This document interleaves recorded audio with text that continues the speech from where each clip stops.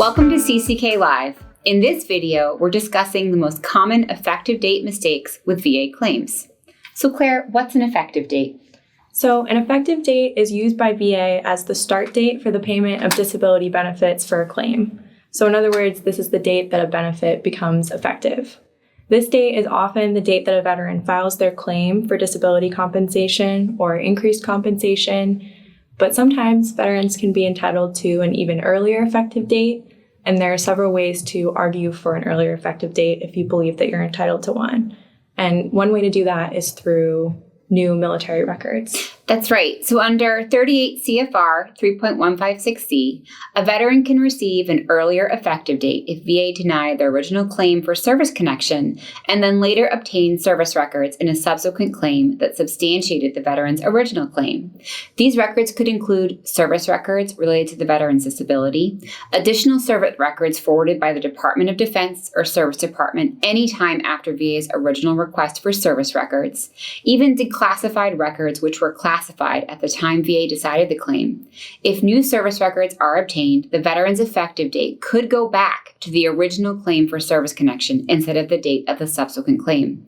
Sometimes VA may make a mistake by assigning the date of the subsequent claim as the effective date instead of the original claim.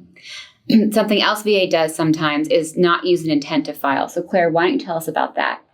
So when a veteran intends to file a claim for compensation, they submit a VA Form 210966, which essentially puts VA on notice that a claim is forthcoming. It preserves the effective date. And as long as a veteran submits a formal claim within 1 year of that intent to file, the grant of benefits should be effective from the date of the intent to file. Sometimes, however, VA will interpret the effective date as only being the date of the formal claim instead of the intent to file. So that's something to look out for in reviewing your effective date. Another thing that people aren't typically aware of with increased rating claims is the 1-year lookback rule. If you want to talk about that. Absolutely. So for veterans who file for increased compensation, VA is supposed to determine if any increase occurred within 1 year prior to that increased rating claim. If it did, then VA could grant an effective date up to 1 year prior to the actual increased rating claim. VA often fails to conduct this analysis, and claimants should be sure to carefully check the effective date of any increase awarded. Now, Claire, why don't you tell us a little bit about Q claims and how they can impact effective dates? Yeah, so a Q, or a clear and unmistakable error, is a very rare and specific type of error that VA makes that could potentially result in an earlier effective date for benefits. So Qs are a way for a veteran to challenge a final VA decision, meaning a decision that the veteran did not appeal within the applicable appeal period. If VA acknowledges that it made a clear and unmistakable error in its prior decision, then VA will revise that original decision and pay benefits effective from the date that they would have paid if not for the error. So essentially, even if a veteran didn't file an appeal with that original decision, once VA determines that it has committed a Q, it can grant an effective date for benefits back to that original claim. Another more common error that we see is VA assigning an incorrect effective date for TDIU benefits.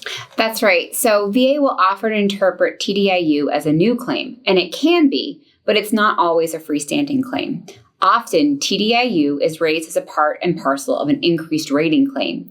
The effective date for TDIU could be the date when VA received the increased rating claim, or the date evidence first shows the veteran is unable to work due to service-connected disabilities during the pendency of an increased rating claim.